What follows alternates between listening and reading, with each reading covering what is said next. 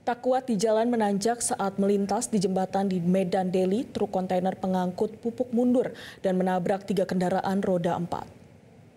Sadis kontainer. Akibat tabrakan ini, jalan lintas Medan menuju Pelabuhan Belawan mengalami kepadatan.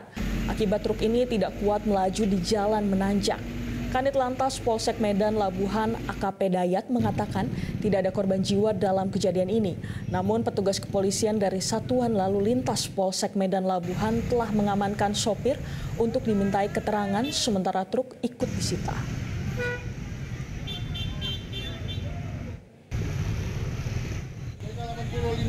BL tidak bisa melakukan menanjak di jembatan sehingga turun yang mengakibatkan 3 kendaraan mengalami kerusakan. Untuk korban jiwa ada, Komandan? Baik, kita beritahukan saat ini untuk korban jiwa